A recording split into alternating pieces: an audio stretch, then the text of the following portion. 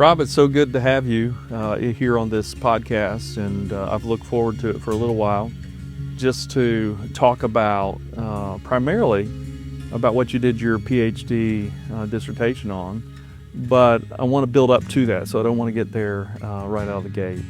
But why don't you tell us what your PhD is in, what you did your dissertation on, and then we'll start back and work forward. So my PhD work is in counseling education and supervision. Along the way, I developed this idea with my mentor around the subject of imposter phenomenon, and I really wanted to look back into the field that I was working with. So I looked at imposter phenomenon, perfectionism, and burnout amongst counseling education supervision PhD students. Well, that sounds like more than what I want to get into today, but you did say imposter phenomenon rather than imposter syndrome. Imposter syndrome is the terminology that I am acquainted with, and it sounds like perhaps that we're talking about the same thing, but there may be a little nuance in the reason you're using phenomena instead of syndrome. What is that? That's a good question, and there is a nuance there. When the imposter phenomenon was coined, the ones who coined it and found this that in the studies that they were doing amongst higher education students, they did not want it to be a pathological thing, and then that in the sense that it would be a syndrome, a diagnosable syndrome. They rather wanted to just look at it as something that students were experiencing, not something that they would have to carry with them the rest of their life. Okay. So in your mind, and frankly in your studies, you have identified this trait in students, obviously. And I have seen it. I've taught a few classes. I've seen it. But not only have I seen it, I remember when I began my PhD studies, and I remember not wanting to tell anyone that I had enrolled in a PhD program. And it wasn't because I wanted to keep this thing a secret, but honestly, if I were to evaluate my personal feelings deep inside, it was, I don't want people to know in case I can't do the work. And so I think, would you say that was a bit of imposter phenomenon in my life? Yeah, I would say so, and I like to say that imposter phenomenon isn't something that's just stirred up when you're in higher education or seeking higher education. Fact is, I would say it's really just revealing something that's been there, maybe not in all of life, but when you're pushed into a new space, it becomes something that's really real. Well, it's fascinating to me, and I'm not even sure that people recognize that these thoughts are happening. So help me understand, is it something that is caught, something that's taught, something that is hereditary, something that is unavoidable? Are there things that we can do to help our kids not have the same struggles that perhaps you and I have? That's a good question. When you think about imposter phenomenon, I think it's important to consider contextual factors. I don't know that there's any research yet that suggests that it's hereditary, but there are components that parents can bring about their children's life that can help produce this. Maybe innocently. One for instance, parents that tend to be over exuberant in the praise of their children. Parents who tell their children. So let me drill down there. So a parent that that is over exuberant, that praises their children too much, you think that perhaps can have a negative impact later on? Yeah. Why is that? So research has shown that, yeah, indeed it does, because it's the idea that when you tell your children they can do anything, and that praise of pushing them to do anything, the truth of the matter is your children can't do anything. That they have gift sets and limits, and to promote the idea that they could do something, like, for instance, you could tell your kid you can sing, but if he doesn't have the ability to sing, he can't sing. Wow. That is something I think that some parents need to hear, because our generation, the younger generation behind us, that is kind of the mantra. Do what you want to do. You can become anything. And it's your belief that there are limiting factors on what you can be in life. Well, I think it's just in my study alone amongst PhD students, 90 is a little over 90% of PhD students are struggling with imposter phenomenon.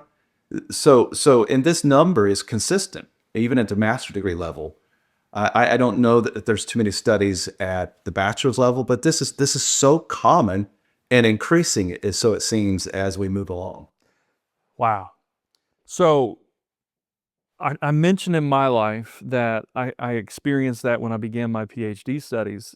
A few courses in, it dawned on me I can do the work, and so I started being a little more free in telling folks that I was actually pursuing a PhD.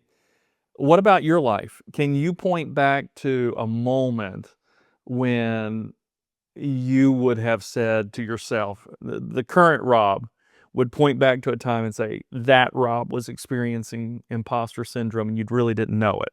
Yeah, I would go back. I mean, I'd go back many times. Even I'd go back to sometimes when I was first starting in school at the bachelor's level, working on a pastoral ministry degree. Like when I would get up in front of people, I struggle, and I felt like God had called me to preach, but I get up and I would stutter. Or I would say things backwards, not necessarily backwards, but say it out of order, and be so full of anxiety, thinking, you know what, I'm going to fail, and everybody's going to point it out. And there was evidence contrary to that. Like God helped, and I would have people in my life tell me that God would help, but I didn't believe the evidence. I would be like, yeah, I know you're saying that, but you could say, in my mind, I would say this to them, but I would say to myself, yeah, you're saying that only to be nice to me. Wow. I mean, that's the right thing to say to a preacher when he's done preaching. Great preaching. You don't go up to him and say them terrible. So they're just being nice to me. And I would say that carried on outside, not just pastoral ministry and preaching. When I began my master's degree work, I remember one particular time taking a test and just finishing this test and not doing well on it, and just feeling like, you know what, yeah, now I'm being exposed. I'm not good enough. Even went as far, and this was a problem with my view of God.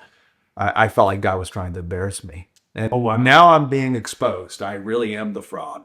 So this idea that God is putting you in a position, He's setting you up to expose you, has a link in your mind to this imposter phenomenon? I think for me it does, and Okay. the reason why it does to me is it was all part of what's feeding.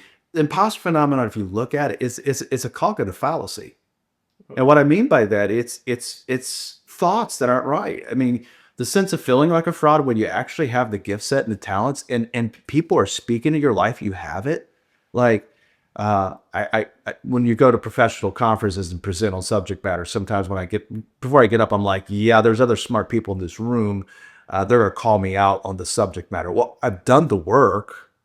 I did the research. I've wrote this paper. I've worked with other doctors on these papers. I think I'm going to be okay. But that feeling's there. Like, well, that feeling of fraud is like, okay, so God's going to expose it. Maybe not God's going to expose it because that's a wrong view of God, but I feel like a fraud. Yeah, I remember a clear moment in time. I was getting ready to defend my dissertation, and I was scared to death. And the chair of my dissertation committee said, Rodney, you are the guy who did the work on this. You're the expert in the room. Rest in the work that you've done. And that was a moment of clarity for me that, hey, I did do the work. And I've grappled with the data, and I can defend that. So, um, how does it demonstrate itself in some of your students' lives? You're an educator. Do you see this happening? And if so, how do you mitigate against that? I think some of the things you'll see in students is perfectionistic tendencies. It would be like perfectionism and imposter phenomenon almost go hand in hand.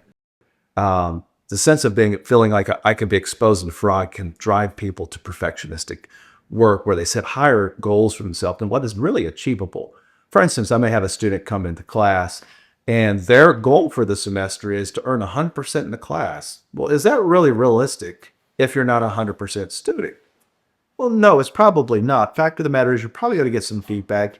You're a human being. You're a human being. You're probably going to mess up somewhere. As a professor, am I looking for that mess up? No. I'm looking for opportunities to develop you. I think when students come into the room, you have to have this conversation that feedback that they're going to receive from you as a professor is feedback that is built for their potential, increasing their ability to become who you see they can be. And I think a professor should be able to look at their students and say, they're not where they need to be yet, but by God's grace and by my wisdom as a professor and God's grace, I can help them become a better student by the end of the semester than what they came in. And that requires that constructive feedback. So I think having that conversation right up front with students is important. And to speak of that, I remember going into my doctorate degree, and the first class we had to put research questions on the board. I wasn't there. I had COVID, so I'm on the screen. Everybody in my classroom is looking at me, and I put a research question up there, and the teacher just obliterates it. Well, thankfully, she said before she obliterated, she said, every one of you, I'm just going to tear your research questions apart because when you come in here, I see what you can become. And my job is to help form you to become that. So when she obliterated my research question, I recognized for the first time in my life, I didn't have that sense of dread. Rather, I had the sense that here's someone who's coming beside me to help me to become what I can become with their help and God's grace. And that really changed my perspective. The rest of my PhD journey became a journey that this isn't about me. This is about my professors helping me become a great counselor educator. But also, this is about God using them to help me to become a better person. What a great thing to do. Yeah, wow. I think that's the switch, the transition between getting a degree and getting an education. And if there's one thing I would say to students coming out of high school into a college setting, going on to master's, doctoral work, if that's what they need to do, you have got to buy into the model that this is an education, not a degree. And if it's all a degree-based thing, it can be disillusioning. And so that's important for us to promote and to teach these students coming in. Um, so you and I grew up together, obviously, and so I know the ins and outs of your life, and and so I know that there were some things that happened in your childhood from educators that would seem to affect you negatively. When did that, so I look back, for example, your second grade year where your second grade teacher told mom that you were mentally retarded. That was before things became politically correct. And I remember the night they wired your brain up. You had probes everywhere, and you had to stay up all night long. I vividly remember that. Um, did that have an impact in your life? Obviously, you're not mentally handicapped. How did that affect you later on? Yeah, not mentally handicapped. Thank the Lord for parents mom that really fought and said, no, you're not doing that. They could have put me into the slow learning course. I'm not sure what they call them now, but that would have changed the whole trajectory of my life. And they fought for me, and I'm ever grateful for that fight. I'm a big advocate for student faculty relationship. I'll fight for my students. I feel like my relationship with them is so extremely important because I have the ability to impact them for good or negative, just in careless words. And I think some of that was what was going on in the early days. I would say my teacher was boring in second grade. If he would have asked me my opinion, I said, do a better job catching my attention because something outside the window is more important than you are. You're not a good teacher. But those were seeds that were planted in my life, and I felt like I'd done really well in life and gotten away from all those pieces. Went to the mission field, had a great time in the mission field, and then came home, and suddenly those dormant seeds came to life, and they came roaring to life through a conversation, an innocent conversation where a good man asked me if I had talent similar to what you have. And I knew right then and there, logically speaking, that I didn't need your talents. I needed my talents. But I walked away, the devil sat on my shoulder and said, you don't have those. You don't have gifts and talents like your family. You're not usable. And I fell into that dark hole for a number of years. So it seems like you're saying that an event happened, 15, 20 years ago, whenever that was, that brought what happened in second grade back into the full focus. Oh, yes. I would say it really less than 9 years ago. And so this has been a 9-year journey where God has poured in so much grace, given me direction. Seeking counseling for me was very difficult, but it was so what I needed. And then God just kept pouring in grace, continues pouring grace. I referred back to a test I took in my master's program. I don't know if that was so much imposter phenomenon. It was really a wrong view of God. So I go back to that. And it was partly when I really just stopped and looked at the picture, it was me saying, I'm not good enough. I'm always coming up short of the standard. And I don't even know what the standard was. Right. I mean, what was I measuring by? Right. I was measuring by people other than myself. Like God doesn't want me to compare. He wants me to be who he created me to be. And so I remember taking that test and failing and going, yeah, so I'm not good enough. And that's really how those words from second grade, you're mentally handicapped, fifth grade, you're a crybaby. I wouldn't even cry at Randy's funeral because I'd learned to shut off tears. I couldn't cry in Yeah, church. so let's stop there because I think I want to drill down there a little bit for a couple of reasons. So second grade, you have this teacher who says Rob is mentally retarded, and I use that term because that's what he used. Fifth grade, you have a teacher who's actually probably a decent teacher, but almost became a bully to you. Yeah, he did. Because you were a little more emotionally driven. I remember playing ping pong, and if you began to lose, you might start crying. And it wasn't that you were a sissy or a crybaby necessarily. It was just that's how you showed your emotion. You did that in this class, and he started pigeonholing you, Absolutely. and They gave me a nickname. he gave you a nickname. And and this is the second part of that question or my statement here is 10 or 15 years ago, I don't even think it may not even been 10 years ago. We were at mom's house and I was trying to be funny. And I remembered that nickname and I called you that. And I remember distinctly seeing on your face I hurt you. The pain. Yeah. I wasn't trying to be painful. I wasn't trying to be hurtful. It was just a moment of me trying to be silly and I saw the pain.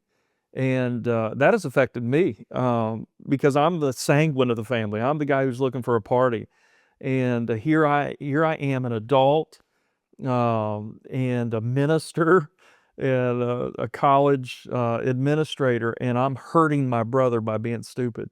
And I wanted to apologize for that. But has that impacted you? It did for years. One of the things I did when I was working on my master's degree is I made up my mind I was going to deal with that word, soup. I was going to deal with it. I had to deal with it because what if it came up in my office? Yeah. Like, how am I going to help? How am I going to help other people who are struggling through events if I'm not willing to address the core issues of me? Like, and so I remember I was in a meeting and we were talking about some things, and I said, I want to just disclose to some of you something that I just want to get out. And I remember talking about it and telling people, and I was like, oh, like it doesn't even have emotion. Like, okay, so that guy didn't define me. The hard part was like that those words changed me inwardly. Um, and it probably should never have because it was just a word. And I tell people, they're like, what does that mean? I'm like, I don't know. But in fifth grade, you're pre-adolescent. You're trying to be the cool guy, macho man. Nobody wants to be known as the crybaby or soup, Yeah. as he would say. And do you think that um, those early childhood things, they're not super early, but second grade, fifth grade. Um, so you're suggesting that they have direct ramifications to happenings in your adulthood. Yeah, I would say that. Another one that has a direct impact is seventh grade was band. In band, I remember I messed up once and got called out, publicly shamed. Yeah. I forgot about band. It was a bad scenario, and then he got this idea that he'd make me test every time over the testing in front of all my peers, and would publicly shame me in front of all the peers. Well, I quit band. I talked mom and dad into let me quit for some odd reason. I made up a story, and they believed me, and I was able to quit. And I have found a repetitive issue in my life that when things get tight, the easiest thing for me to do is run. And that was a mechanism I built back then. The another piece with that, like my fear of public speaking is the fear that if I mess up and people laugh at me. Oh, wow. That's what they did in band. And I see that starting to impact my life. And God had to speak into that. Like I really had to get God's narrative of this thing. Like God doesn't label me as flawed. I remember very clearly God saying to me, Rob, you're talented. I've given you a gift set. I've given you ability that no one else in your family has. And I want you to use that for my kingdom. Your value is not in preaching. And that was something for me I needed to hear. Your identity is not in being a missionary. Your identity is who I created you to be. And I created you to sit in the room and help people that are hurting and help them to find a path of healing. And then God's like, but I also want you in the space where you're teaching future counselors how to bring Jesus into the room. And that became my passion. Like, Wow. if you would ask me, how did all these pieces impact you as you come to this point in your life? I'm like, it's informed me to know how to better set with people. Wow. It's informed me to know how to set with someone who's hurting and know what it is to be hurting. And to work with people to work through these things. And what a gift God gave. Wow. I mean, it didn't look like it then. No. No. And for the longest time, it felt like it was the thing that was going to destroy my life. And it did for a number of years. I look back over those 8 years, and there's so many times that I wish there's pieces that I could change. But my mind was being informed by these pieces, like I'm not good enough. But through Christ, I can do all things that he brings to my life. And so even as I finish my PhD journey, I'm like, so what's the next big task, God? Wow. So hopefully we have educators, we have ministers, we have other leaders who are watching this, and even students who are watching this podcast. And if you could give them any advice, and I know it'd probably be different for educators and students and administrators and other leaders, but what would you say to an educator in helping them to deal with these real life issues that they grapple with, that you've grappled with in a classroom today? First thing I would say to educators, make sure you hold yourself. Like if a student's sitting in a room and asking you questions and you're feeling like they're questioning you, you need help. The second thing as an educator is you have the responsibility of being like Jesus. It's good. Like you're the Jesus in the room. I mean, hopefully the Spirit of God is there with you, but your interactions with students, you've got to embody, you've got to model Jesus. I think that's the greatest opportunity as an educator is to model Jesus. You know, students come with different issues. Yeah. Students learn different styles. I remember having a student saying to me, I really, really struggled, Mr. Loper, with taking tests without a study guide. Well, I hadn't created a study guide. I was like, oh, I wish you would have told me. Like, how can I help you so that you don't struggle? I don't want this class to be a struggle. I want this class to be a learning. So how do I view I feel like an educator needs to be a leader, a servant leader. And I would say, make sure you're doing that as an educator. What would you say to students who struggle with this phenomenon? I would say students, set some realistic goals. Recognize that this is a pairing thought. It's keeping you back. It's not true. I would say look at the facts. Don't go on your feelings. Feelings will mislead you. In fact, when I teach emotional psych, I often say, don't follow your emotions. Follow the facts. And I would say that to a student, follow the facts. And recognize if your teacher truly cares about you, they're trying to form you into being a better version of you. Wow. So embrace that. Wow. Yeah. That's excellent. Well, Rob, I appreciate you joining me today. I've looked forward to this conversation, and I know there are other topics that I want to discuss with you in the future. Various techniques that you use in counseling to better help me and others who may listen to be more like Jesus. Be the Jesus in the room. I love that. And so thank you for coming today.